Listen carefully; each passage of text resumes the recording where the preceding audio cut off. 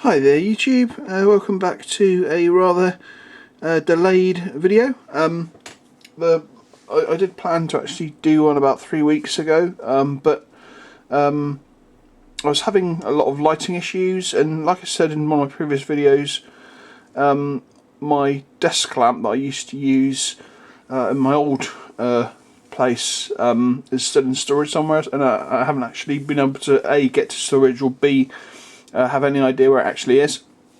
So just out of the blue, my sister actually picked me up a sort of a ring light, which I'm testing out for the first time today. And she only like gave it to me yesterday, even though she's had it for like several weeks, but she hasn't been able to bring it over.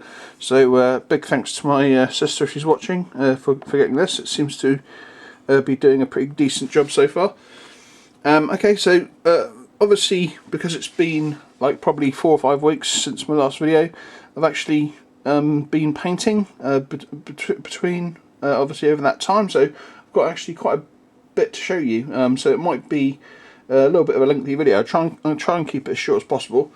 The first thing, I'll try and do it by the order that I painted things. So first up, I'll put these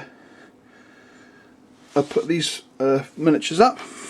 So these obviously I did them separately. So I did Shredder first, and then I did the turtles. And these particular miniatures are Brother Vinny's. I really do like Brother Vinny's. I used to use them. I first discovered them when I was doing my Saga Vikings. Let me just actually try and. I think I need to sort of work out on the lighting a little bit more, but I'll do a close in a second so you can get a good look at them. But basically, Brother Vinny's I discovered when I was doing my Saga Vikings, my very first Saga army, and I picked up some of their shield maidens. They're really decent resin miniatures. They also do lots of sort of like likeness to various characters, and they also do like a lot of like various scantily clad female characters too. And I've got to say I've picked up a few of those. If you remember back, there was a sort of a Princess Leia type figure that was Brother Vinny's. And they're always really decent sculpts, and sometimes they're a little bit fiddly to put together, but they are really nice figures. Obviously I had the Bebop and Rocksteady figures that they did, so I really wanted to get hold of these particular figures at some point, and I think it was during the Black Friday of last year. The Brother Vinny's had I think it was like 40 or 45% off sale with free shipping, so I actually splurged out and brought a big bunch of Brother Vinny things that I had my eye on, and these were 2 of the items I picked up, along with some like female like Imperial Guardsmen, which I'm going to use for sort of core space, and a couple of like extra single characters for them as well. So I ended up saving quite a bit of money with that 45% discount, and of course it was sent with free postage as well. So yeah, really happy with the service on that one. So let's start off with the Shredder here. So like I said, I think this was like a 4-part or 3-part miniature. You had like the majority of the body, the 2 arms, and then the cape was separate. And this is a really cool figure. I painted him up basically in the animated style from the original sort of cartoon. He's a really cool figure, and I'll probably use it for core space. He'll make quite a cool sort of close combat character. Perhaps some sort of gang leader or gang henchman. But a very cool figure all the same. So that's Shredder. Then we have the Hyphens turtles. Again, these are really great miniatures. Each one came in 3 parts, so the 2 arms, actually 4 parts, because these little tassels on the back here, they were separate too. So here we have, I've forgotten all their names actually, but this is the orange turtle. Is it Michelangelo perhaps? Really cool. I mean, obviously you can tell it's not quite the real ones because they don't have their names on their belts there. It's just like a normal sort of karate or judo style belt tie. But you can tell who they are. And yeah, they're pretty cool. So that is, I think, like I said, I think Michelangelo, I'm not 100% sure. I always get him and the purple one mixed up. I do know the red one, I think the red one's Raphael. I'm not 100% sure, and I think the only one that I'm really 100% sure on is Leonardo, and he's the guy in blue. So this is the, I think this one's Raphael. So he comes with the size.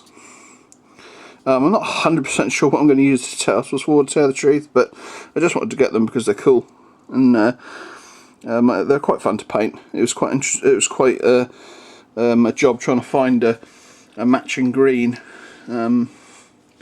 So here we have probably the only turtle that I 100% know who he is, straight off hand.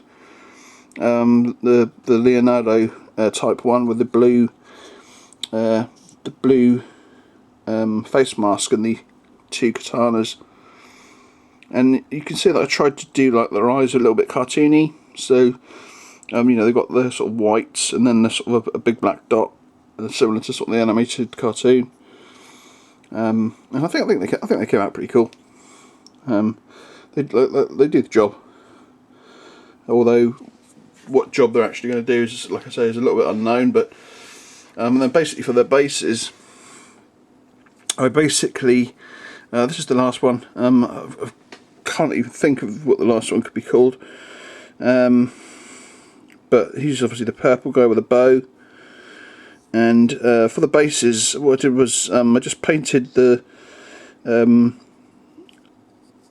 like a couple of types, you know, grey, and then a dry brush of grey, like a slightly lighter grey, and then I used a paint marker or a paint pen to draw like the outlines of that stripe, and then just painted the yellow down the middle, and it looks really cool. So yeah, that's the turtles and shred out of the way. Next up, I finished off my Blake 7 figures. So we have these guys here. So again, these guys were from, originally they were available from Crooked Dice, but then they sort of, I'm not sure if they lost their license or what happened, but they basically went back to the person that originally designed them. So they're now sold from a company called Beast on the Brock, I think it's called. And you can get them from there quite easily. Sorry, just move the camera. So these guys are based on the sort of the late season 2 crew. Obviously, like Blake 7 is like 70s, or based on the 70s sort of BBC show from.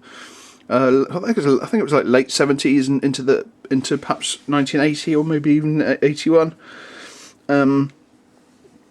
I used to watch it when I was pretty young at that age. I think I used to watch it probably at some point during the 80s, probably when I was a little bit older.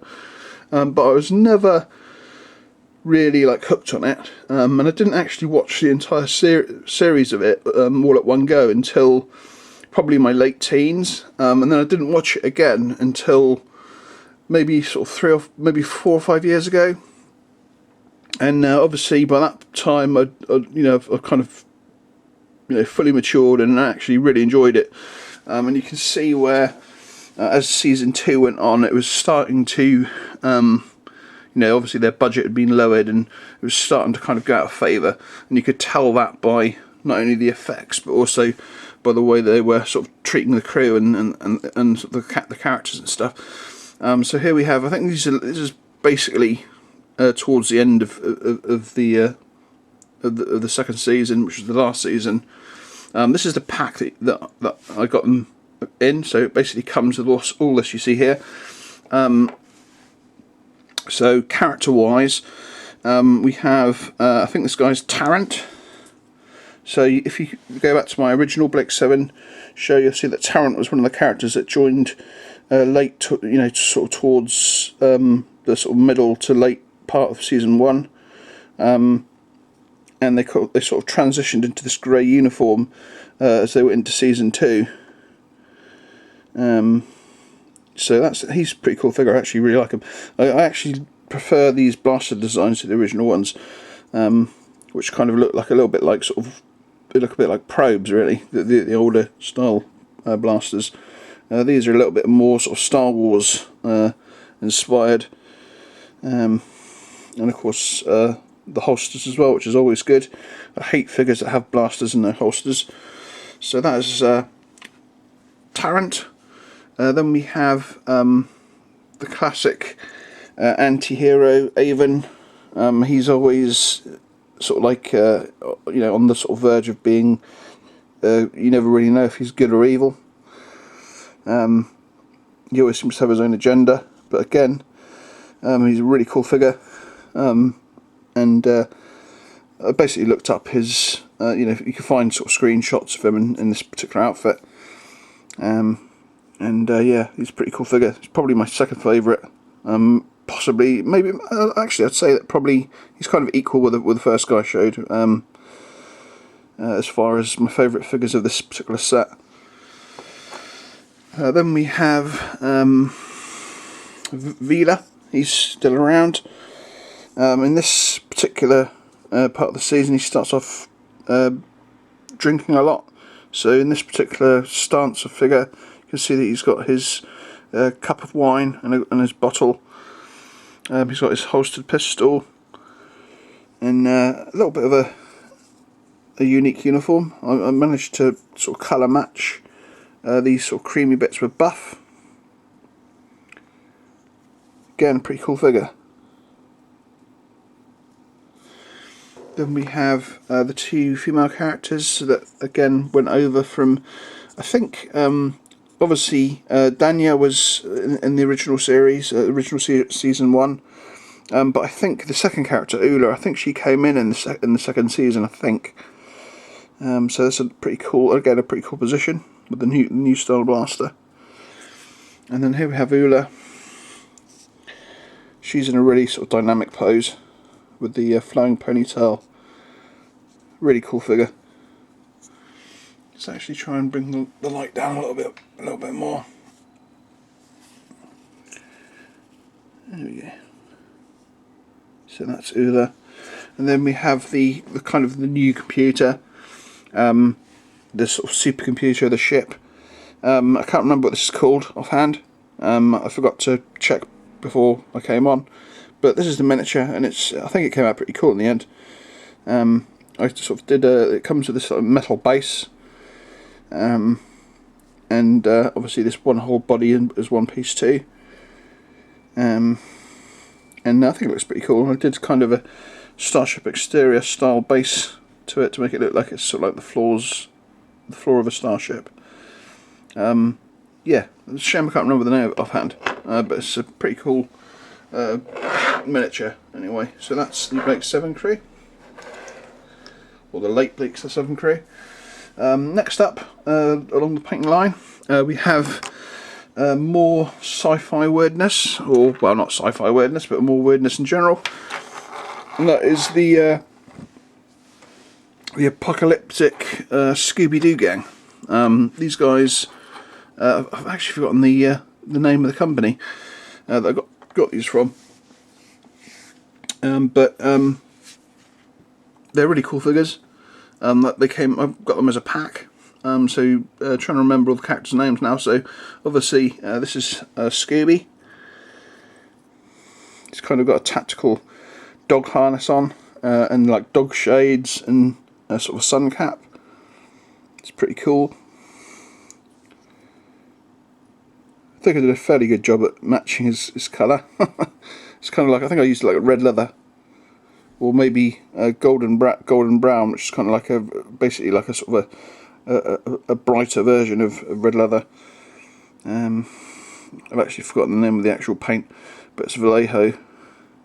Red brown, could it be? I don't know. Anyway, that's the colour that I went for, and it's not too bad a match. maybe just a little bit of a shade darker than it should be. Then we have Shaggy. So he's got a bit of a paunch belly, and he's got kind of like webbing on. He's got a pistol, and he's got an axe. It's pretty cool. And I did him in like his original colours of green with brown trousers, green t-shirt. Then we have Fred, or Freddy, in his blue, sort of blue jeans and blue shirt with a white top. And then the only thing he hasn't got is his orange cravat. And he comes with a pistol, no holster though, strangely enough, and a katana on his back.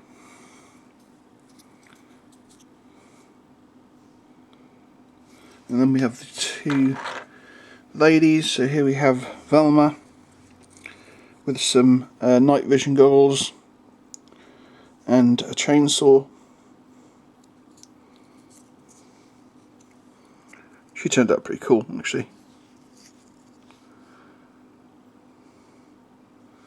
And then finally Daphne, who comes with a baseball bat and a pistol. And I managed to, she comes in like a, well, it's kind of coming out as blue, but it's actually sort of velvet purple, along with the sort of a darker purple for a dress. Although it's looking blue on the camera for some reason, but and also I decided to give her sort of the velvet coloured boots as well.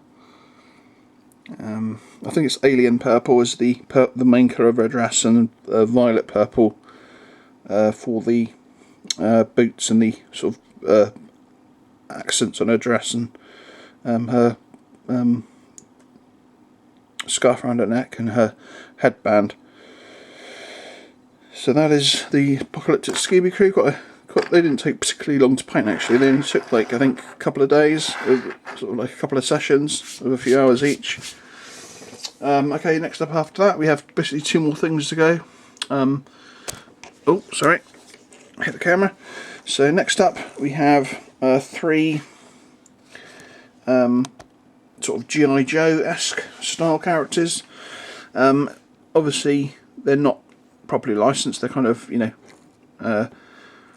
likenesses, but there's no denying who they are really. So I picked these up off, these are 3D printed. I got them in 32mm. I wish I got them in 28 really, because they are quite tall 32. But I'm really chuffed with them actually. So I picked up three. I think there's 5 available in total. I think the other two characters, actually there's 4 more. There's a Snake Eyes, a Storm Shadow, a Zartan and a Duke, as well as these 3. I picked these 3 up because these are the ones that I like the most. So we have first up Baroness, and there's no telling that's Baroness really. She's got her, you know, the cobra on her belt there, the cobra on the top of her sort of corset, and then she's got the double Uzis, the knife on the back. It's a really cool figure actually. You can see her glasses there. Painted up really easily. Obviously it's mainly sort of black, and I used my main sort of black painting style of using dark charcoal as a highlight, which works really well with black. So yeah, that's Baroness. Really chuffed with her. And again, using the paint pen that I had, I've managed to give her a really cool base. And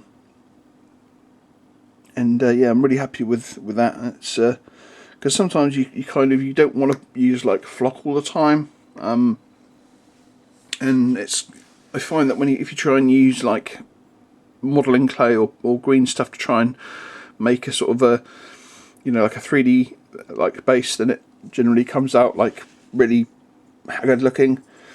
So here we have Cobra Commander. Again, pretty simple to paint. He's more or less all in blue, but a really cool figure. I gave him like a red inside of his jacket to accent the blue. and on his base I did sort of as if he's standing in his sort of throne room with like a giant cobra in the middle of the room, and you can just kind of see the top of it there. Again, a really simple but effective base in my opinion. And that's Cobra Commander. Again, a really cool figure. Got an MP7. I think that's yes, MP7. Actually, no, I think it's just a cut down barreled Uzi actually.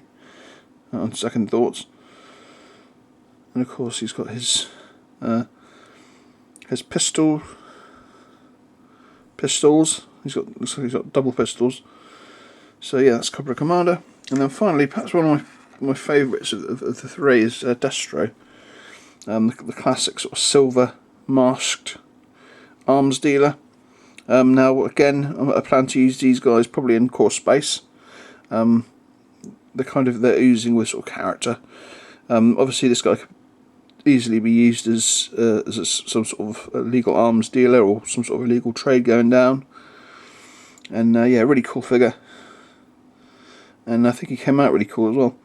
Again, pretty simple paint scheme, but I think it came out really quite effective. So that is Destro, and again, just gave him the classic sort of hazard lines on the base. Simple but effective again, and I think. Now the final thing that I did was another 3D print. This was a set.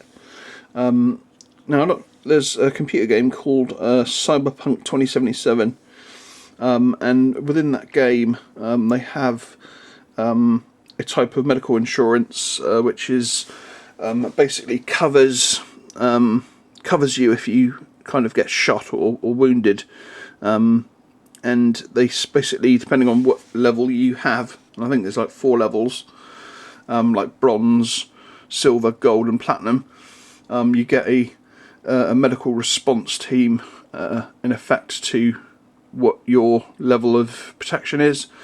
Now you don't actually take part with them yourself in the game, but you do come across them. Now I came across these by fluke. There was a 3D company place that was running like a figure pack of them. I think you get 2, 4, 6, 8, 10, 11 figures, 2 casualty figures, a stretcher, spare medical bags, and like a loose casualty on a stretcher. And that was like the original pack that I picked up. And then upon doing a little bit of searching, I managed to find a company that did like a sort of a custom trauma team flying dropship, and it was really reasonably priced. So for kind of like a 28mm version, it was basically, I think it was like £12 or something like that, really cheap. So I picked that up as well. And what I'm going to do is I'm going to bring them in sort of 2 teams, sort of how I kind of split them up originally when I painted them. So the first team was this one, I believe. So I'll just bring them into the screen. So, oh, that's the wrong one. That's the one. So those, and then can't exactly remember how I had the team set out. I think that's how I had the first set of figures that I painted up set. So basically, this is what a trauma team member looks like. They have this sort of distinctive sort of turquoise jumpsuit, and then they have sort of body armour over that. And they're basically this heavily armed team that, depending on your level of cover, they'll actually come in if you're like in the middle of a sort of a gang fight or something, or caught up in the middle of a crossfire or something like that.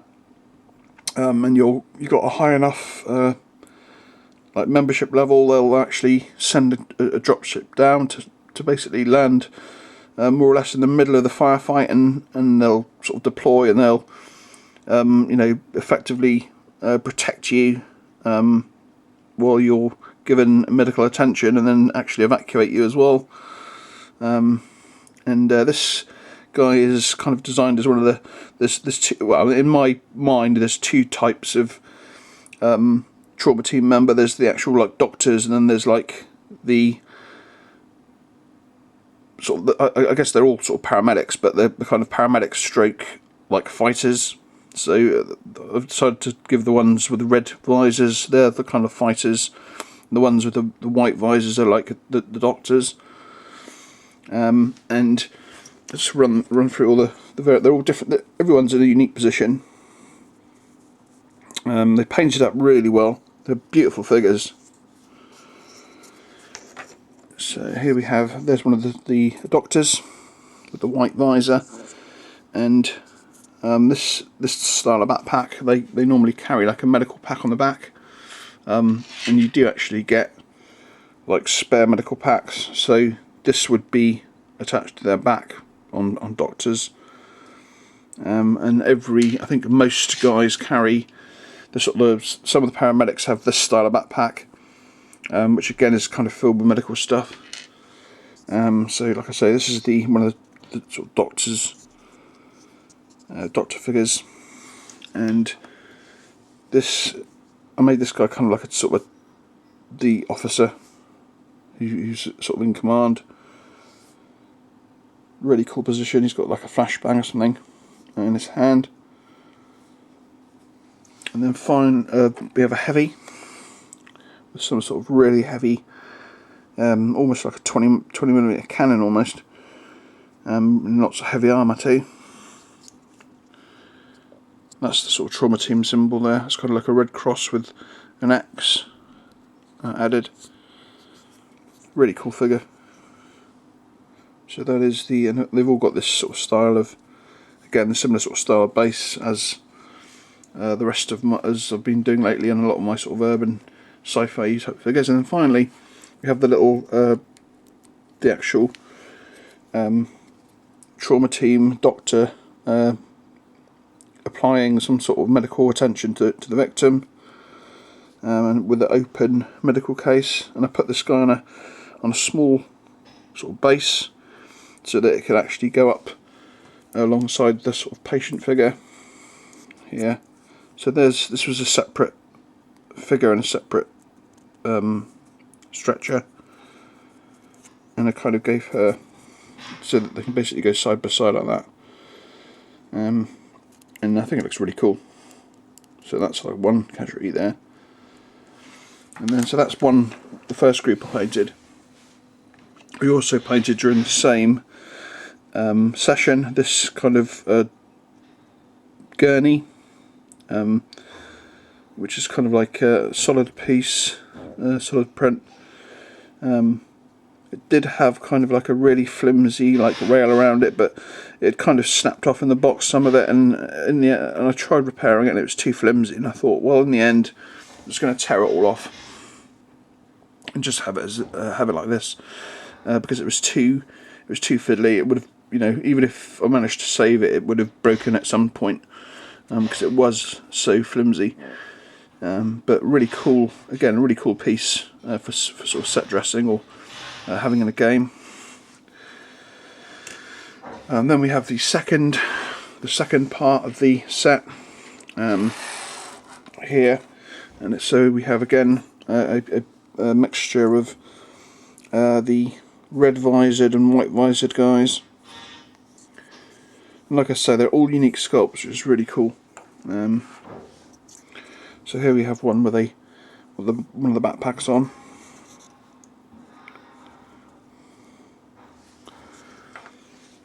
And here we have a doctor with the white visor and the medical pack on his back. And then we have the second heavy again, different positioned. Really cool figures.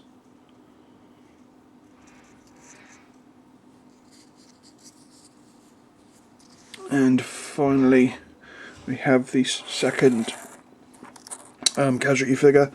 Now this particular casualty came moulded to her stretcher, and this is the medical personnel. He's kind of like he's kind of scanning her rather than having an open medical kit. So it's like she's already been, you know, they're already stemming the bleeding or whatever, and he's just giving her a check over before they evacuate her to the drop ship or whatever. Really, again, really cool, and I like the base, the way the bases came out. And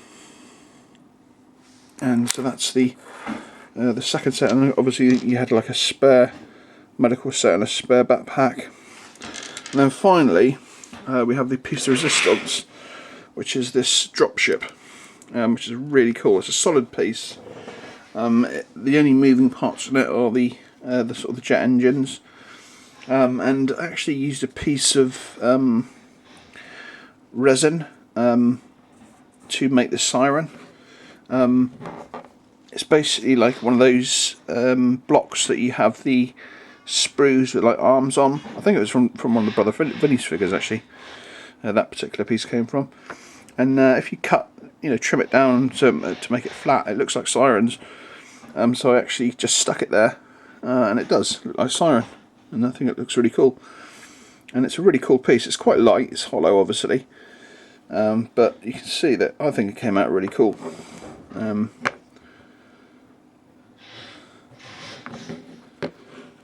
So spin it around. It's got some meaty armament on the front there. It's got some mini guns and some sort of cannon. And I like the way that I decided to put like the number and the trauma team symbol on the bottom. And then there's a rear ramp there, like the hazard stripes on it. And I sort of glossed up the cockpit with gloss varnish, and the sirens too. So it's got that sort of shiny cockpit look. And yeah, really cool. I'm really happy with how it turned out. So yeah, that is all I've painted in the last 4 or 5 weeks. So what's next? What weirdness have I still got? Now again, obviously I haven't been able to get in my Napoleonic stuff yet. There are plans for me to visit my locker soon. And basically I can't get to the locker myself. I have to go with somebody. We're actually planning to move lockers, which is obviously a good reason for me to go in and grab a whole bunch of stuff before it gets moved, because it'll actually end up being further away from me and therefore more difficult for me to get to. But it's actually really close to my sister, so theoretically she could get stuff for me. But obviously, while it's obviously beneficial to me to take as much stuff as I possibly can, while I've got the help there, and hopefully I'll have you know, all my sort of spare Napoleonics, my flags and my bases and all that sort of stuff back in, and I can perhaps get back to finishing off my first Allied Corps project, because I am very close to finishing it. I can't exactly remember what I've got left to do, but I think it's either 2 or 3 battalions of militia, and the main command figures. So it'd be like 2 command figures, the Prince of Orange himself, and then 5 British commanders, which I've replaced with new models.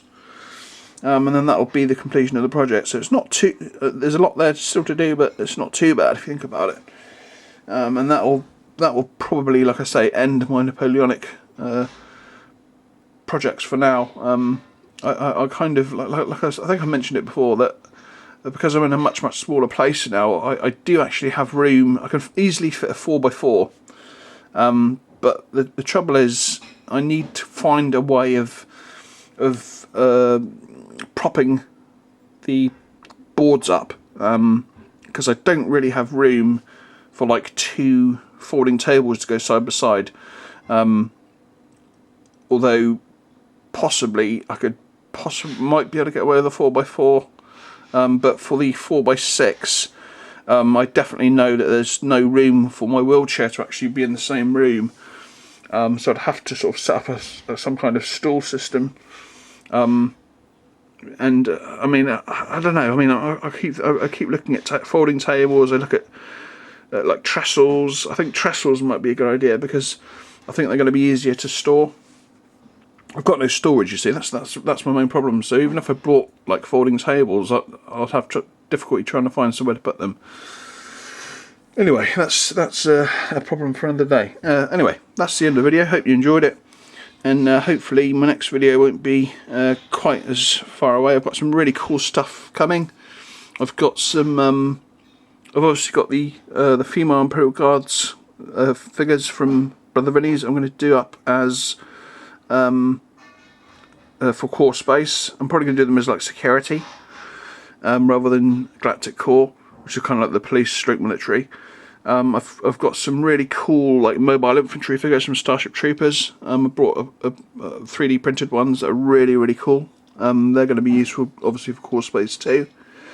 And I've also picked up a pack of really randomly like RoboCop like Detroit Police, you know, with their like helmets with visors and their body armor and stuff. And they're really cool. And again, I'm going to basically use those guys as like security for core space. So I've got some really interesting figures coming up.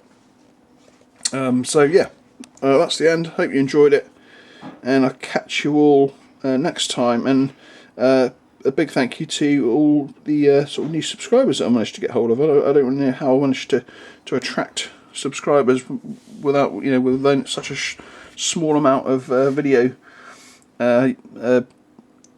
production the last year, obviously with me moving and stuff. So yeah, big thanks to everyone, and I think I'm only like 11 away from hitting 600, which is really cool. So big thanks to everyone, and obviously thanks to all my usual subscribers.